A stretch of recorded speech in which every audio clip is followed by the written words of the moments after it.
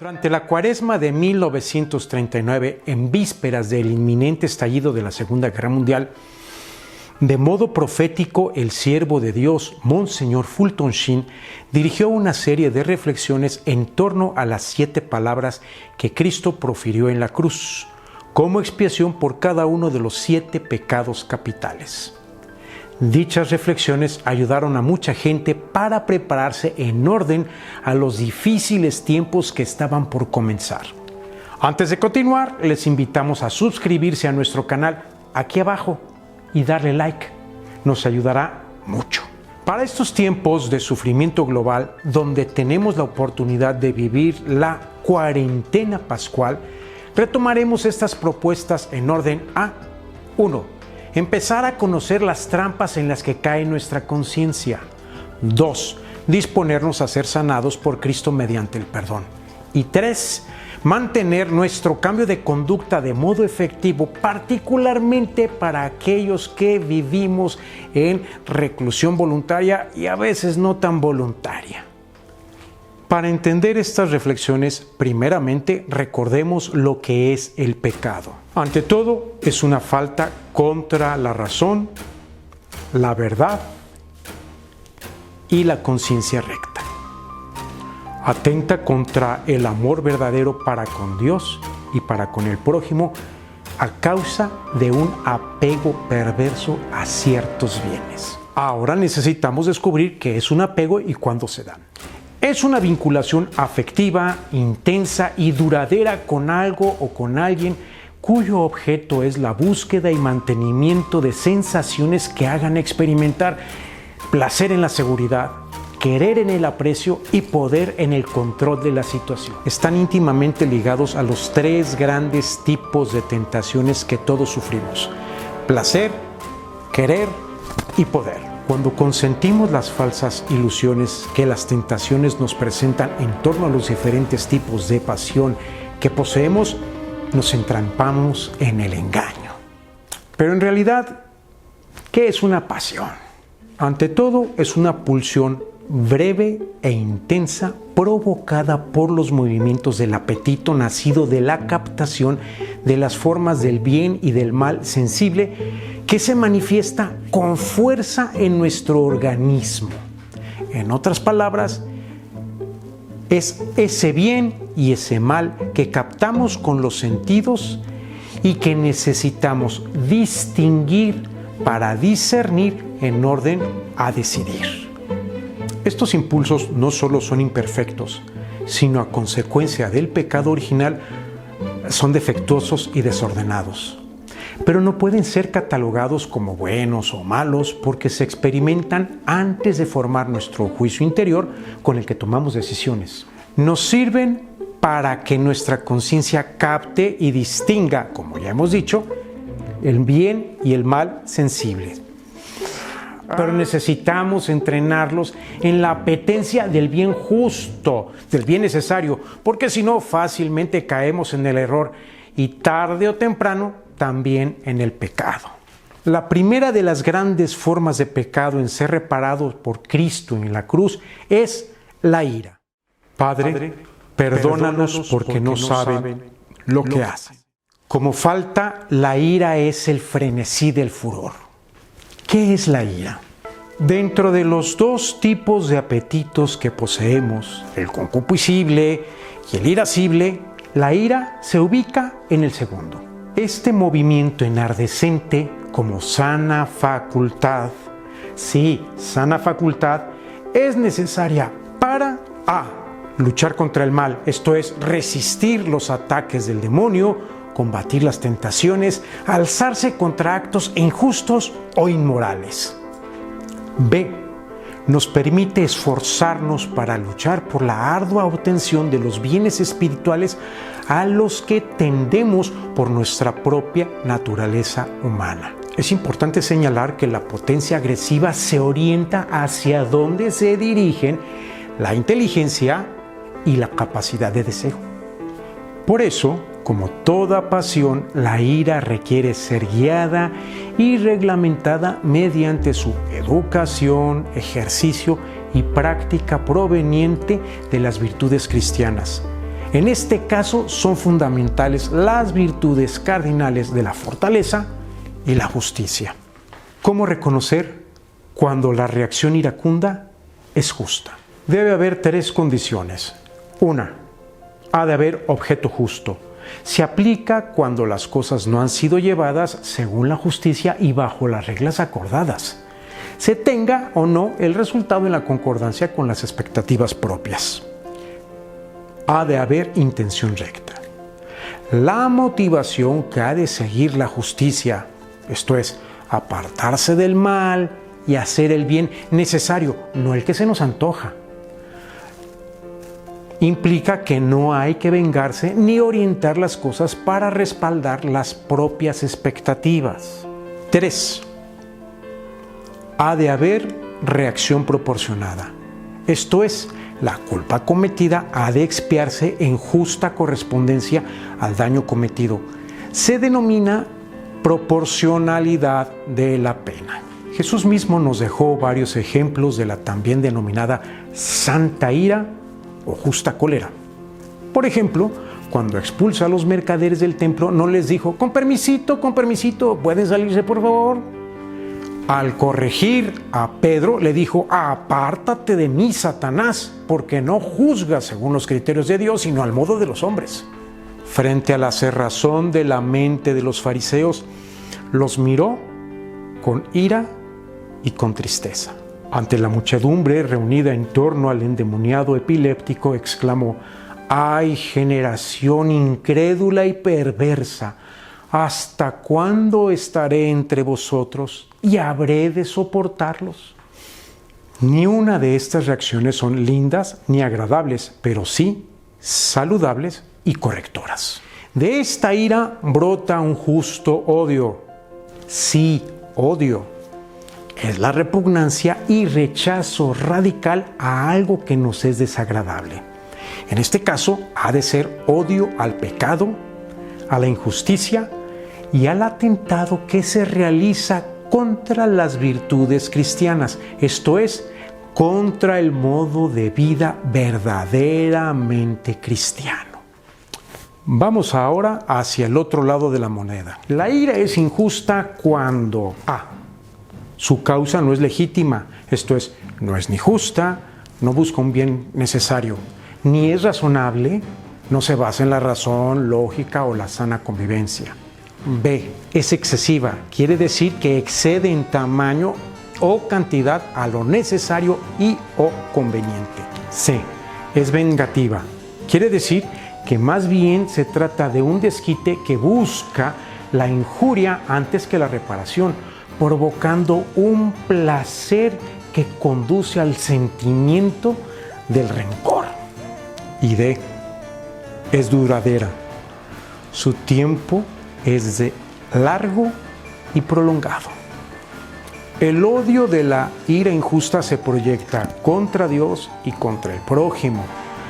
Se puede experimentar como tentación y bien, no hay problema, pero se convierte en pecado cuando se dirige a la destrucción del otro y se complace con dicha destrucción.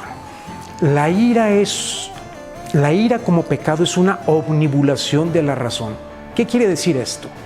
Es la pérdida pasajera del entendimiento y la capacidad de razonar o entender. Ciega dicho entendimiento, nos hace entrar en el campo de la ignorancia y a veces, no pocas, en la ignorancia criminal. ¿La ignorancia puede ser pecado? Sí, cuando se convierte en la pérdida voluntaria del conocimiento de Dios. En términos bíblicos, es la pérdida voluntaria de la intimidad con Dios. San Máximo el Confesor afirma: la enfermedad de Adán consistió en ignorar a aquel que es la causa del hombre. Este ignorar es el acto de no hacer caso de una cosa, de algo o de alguien. Es no hacerle caso a Dios. Como pecado, la ira se manifiesta en pensamientos.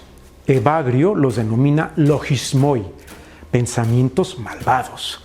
contaminan la inteligencia, evitando ejercer los juicios rectos, que sí los podemos lograr realizar por medio del Espíritu Santo. 2.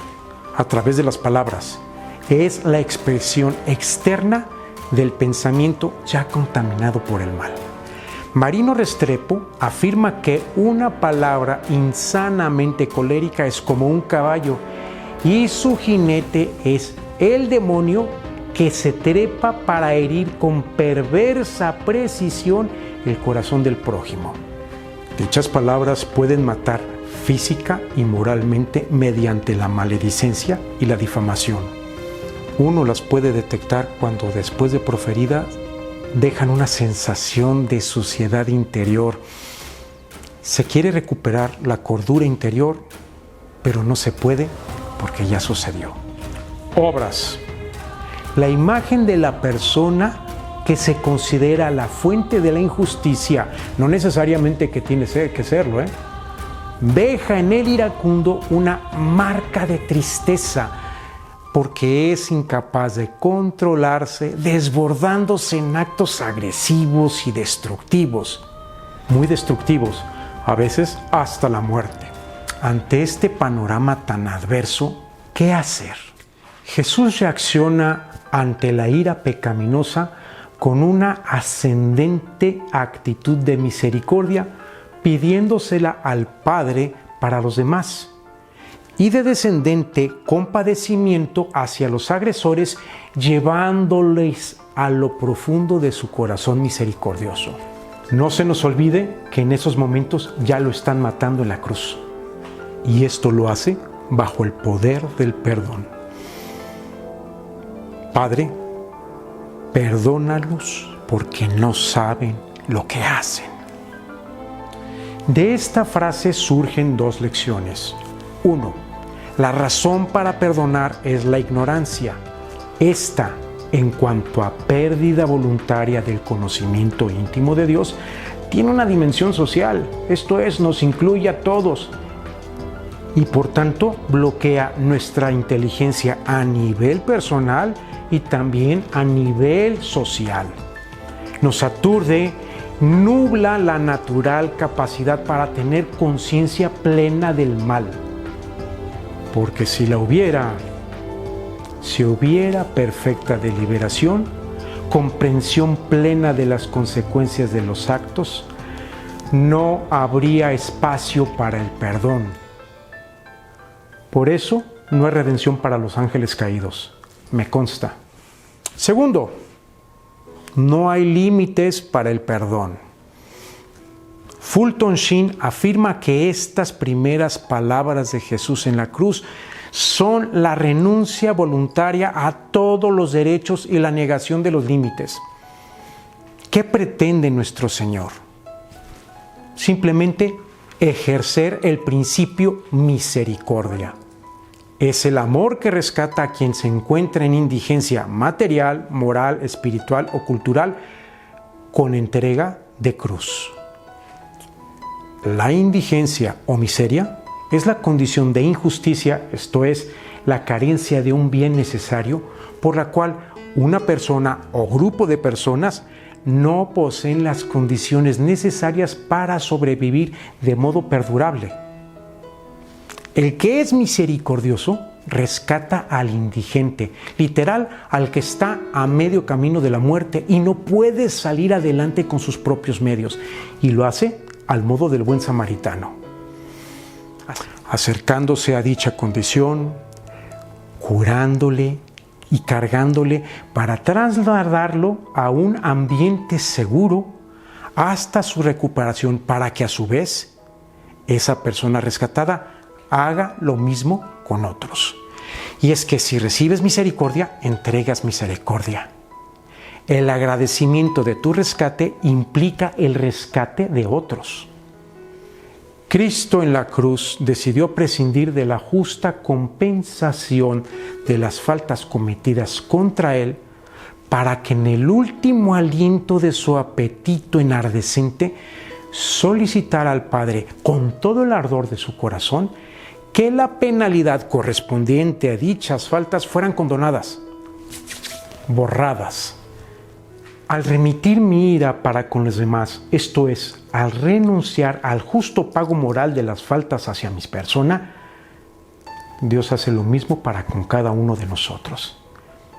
Si perdonamos a los demás desde el fondo del corazón, previamente unido a los corazones misericordiosos de Jesús y María para que pueda ser perfecto, Dios olvidará sumar faltas y solo se dispondrá a restar. Esto no significa que el perdonar esté desligado del corregir. Antes bien, es uno de los requisitos del ejercicio mismo de la misericordia. Así lo hace el apóstol Pedro el día de Pentecostés cuando proclama, lleno del Espíritu Santo, a Jesús de Nazaret, muerto y resucitado. Cuando la multitud le escuchó con corazón compungido, Pedro mismo les exhortó a la conversión y al seguimiento de Jesús por el bautismo. Fulton Sheen dice que no es malo ejercerlas. Lo que está mal es odiar la cosa equivocada. No es la ira lo que está mal, es sentirla contra la cosa equivocada. Así expresa sus ideas. Dígame quién es su enemigo y le diré quién es usted. Dígame cuál es su odio y le diré cuál es su carácter. ¿Odia la religión? Entonces su conciencia le perturba. ¿Odia al empresariado? Entonces usted es un avaro y quiere poseer ese poder económico. ¿Odia a la clase trabajadora? Entonces usted es un egoísta y un arrogante. ¿Odia al pecado? Entonces usted ama a Dios. ¿Odia sus tendencias pecaminosas? ¿Esa inclinación a cometer ciertas faltas que le tienen harto? Entonces usted es un alma buena. Porque si alguno viene a mí y no odia hasta su propia vida, no puede ser discípulo mío. Ahora, esta reflexión es momento de llevarla a lo profundo de nuestro corazón a través de la oración. Les invito a que en este momento nos dispongamos y abramos nuestro interior. Le digamos así al Señor con total disposición. En nombre de Dios Todopoderoso, Padre, Hijo y Espíritu Santo, me consagro a la presencia eucarística de nuestro Señor Jesucristo e imploro ser ungido con su preciosa sangre en mi persona por entero, cuerpo, mente, alma, espíritu. Invoco el fuego del Espíritu Santo para que me cubra, me proteja, me libere, purifique y santifique. Por medio de las inmaculadas manos de María Santísima, me sumerjo en la eternidad del Padre. Y ahí, en el eterno presente del Padre, donde nada ni nadie puede hacernos daño alguno, me configuro en los corazones misericordiosos de Jesús y María para por siempre amar hasta arder. Y así, Señor, ahí en el eterno presente del Padre, sumergido en los corazones misericordiosos, reconozco mi incapacidad, reconozco mis heridas, reconozco la fractura que ha provocado en mí el rechazar el conocimiento íntimo del Dios vivo y me ha llevado a enceguecerme en una voluntaria ignorancia del amor de Dios, donde mis reacciones iracundas no han sido justas, no han sido rectas, no han sido honorables. Perdón, Señor. Y me pongo en tus manos para poder ir siendo sanado, ir siendo transformado, para que mi entendimiento vaya siendo clarificado, para que mi temperamento vaya siendo dulcificado, para que mis impulsos sean centrados, justos e adecuadamente intensos al orden de la santidad. Oh sí, Señor, que en mí brote el apetito enardecente que me haga impulsarme en rectitud e integridad por todo el bien que proviene de tu corazón. Y de igual modo rechace con firmeza todo aquello que sea mal, todo aquello que esté mal, todo aquello que repugna a la verdad, a la bondad, a la justicia. Oh Dios, aquí estoy. Pongo en tus manos esos momentos en que he actuado de manera iracundamente injusta, donde he actuado también con una ira de modo pecaminoso, ofendiéndote a ti, lastimando a los demás, destruyéndome a mí mismo, aunque no lo quiera hacer. Oh Dios, me abandono a tu misericordia y me dejo rescatar por ti. Me dejo transformar por ti a través de la sabia y santa conducción de nuestra Santa Madre la Iglesia. Oh sí, Señor. Gracias, Señor Jesús. Gracias, Señor Jesús. Gracias, Señor Jesús. Madre amantísima, Virgen María, en tus manos me pongo y bajo tu manto me escondo, para que tú seas, oh Maestra de vida espiritual, quien me conduzca en el aprendizaje y en el seguimiento de tu Hijo Celestial. Gracias, Madre. Gracias, Madre. Gracias, Madre. Amén. Hemos visto en este programa el entendimiento de la ira de modo justo, de la ira de modo injusto y de la ira de modo pecaminoso. Pero nos falta un elemento muy importante.